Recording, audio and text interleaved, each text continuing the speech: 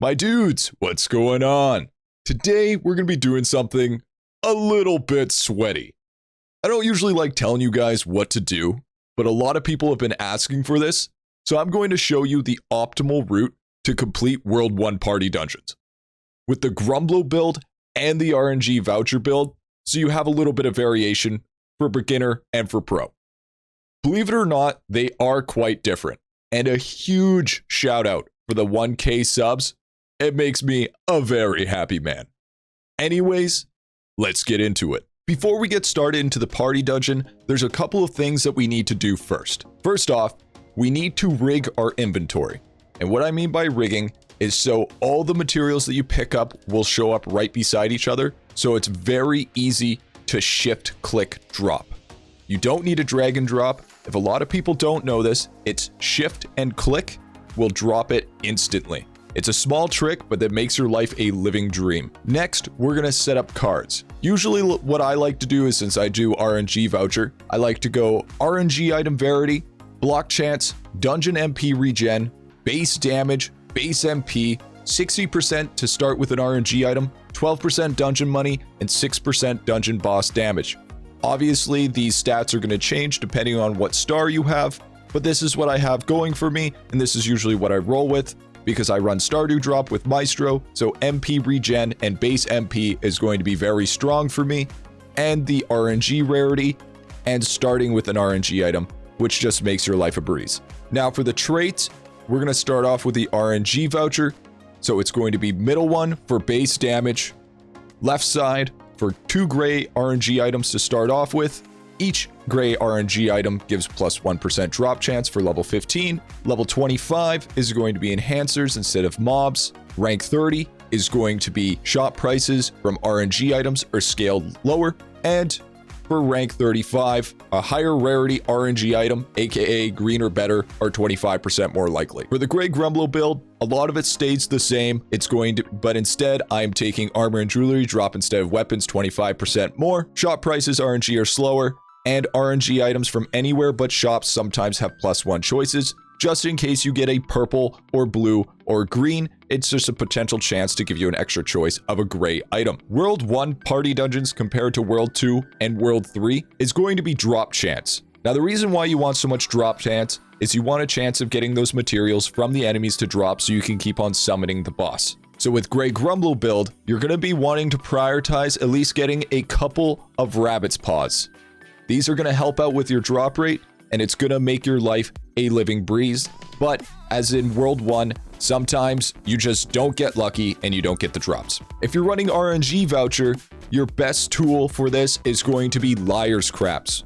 Although it gives you less max HP, it gives you a fat 20% drop rate at the highest level. This is simply just to help assure that you will summon Third Frog, because trying to get an eye to drop is absolutely abysmal. Now, a couple more things before we get started. The things you want to prioritize for your run. For Gray GriffyBit build, it's going to be Sugar Rush, Sharp Eye, Rabbit's Paw, Boss Skull, Gray GriffyBit, Stardew Drop, and Handy Ice Pick. The rest of them are kind of just a commodity. These are the ones that you want to truly search for. For RNG Voucher, however, you want to go Sugar Rush, Sharp Eye, Stardew Drop, Handy Ice Pick, Boss Skull, RNG Voucher, of course, Dead Book, Single Cut, Liar's Craps, Sucker Punch, and those are going to be your main tools for damage and be able to get high crits. And if you could possibly get it, Horn of the Full. But let's be real, all these builds are going to be built around getting Horn of the Full. That's just the way it is. As soon as you get it, you have enough crit, you're going to take it, etc., etc. Now that we have our cards rigged, our inventory rigged, and everything ready to go with the knowledge that we have, let's do the party dungeon. We are doing the GriffyBit build first, so start off by clearing the first 2 huts on the left side and move your way up. The other huts will be taken care of later. Then you want to destroy the whole middle row of the huts until your big AoEs come off cooldown. Once this is done, slap on auto and let your character attack while you go to the shop and purchase RNG items. You also want to make sure to sell all enhancers that you find on the ground because we're not using them yet, and I'll show you why later. Now that you've cleared middle row, it's time to move up top. Destroy the 2 huts so you can get a nice AoE cleave to take them down. while still selling enhancers, and whenever you want to buy from the shop, make sure to put it on auto. Once you have cleared top, you're going to leave the right side hut, because you lose a ton of time trying to take it down. If necessary, you will come back and grab it later after you've fleshed out your build. Now that you've made your way down, it's time for the boss rush phase. Shift click and drop all your items. You should be about 3 frog legs short while you're dropping. Kill the remaining huts and drop the last frog legs. Forewarn, make sure to constantly be picking up items during boss phase, because any resources consumed will not count towards the next phase. Continue killing mobs and collecting materials, and only drop the ones you need to spawn the next frog. Nuke it down while spending money on RNG items, and purchase 2 accessories and 4 armor pieces. If you're not playing Maestro, buy a couple of weapons as well at this point. Stop picking up monster materials during 3rd phase, since it's the last phase, because you want monsters to spawn as much as possible to give yourself maximum time. And if you're lucky, you can spawn 3rd frog without needing the most upper right hut with enough drop chance. This will save you approximately a minute. Of course, pick up the monster materials if they're not right beside the cauldron, because you want it to be consumed. Now for the last phase. This is pretty important. Once you have 3rd frog spawned, get into a position that you won't get hit, and just make sure you're only hitting the boss.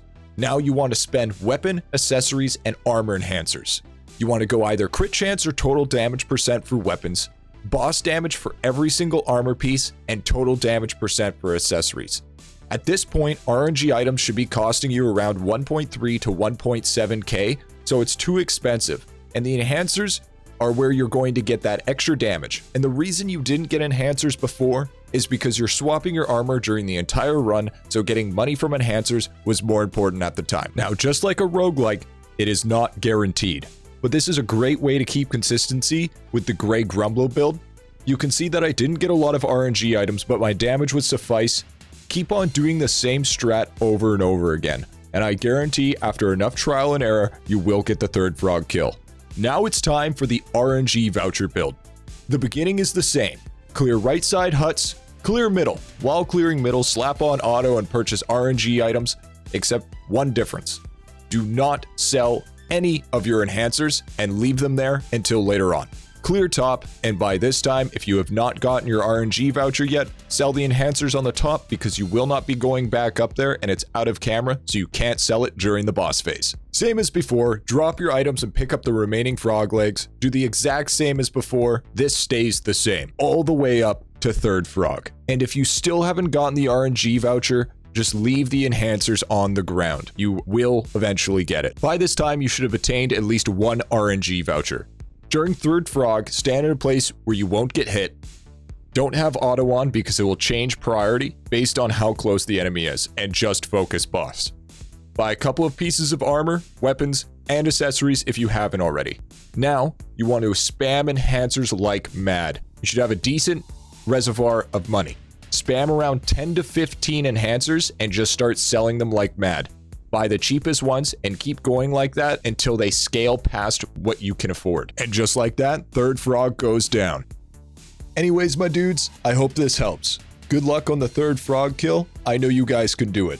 Comment down below if you did kill 3rd frog using this method. Once again, thank you so much for the 1k subs. You guys are absolute legends.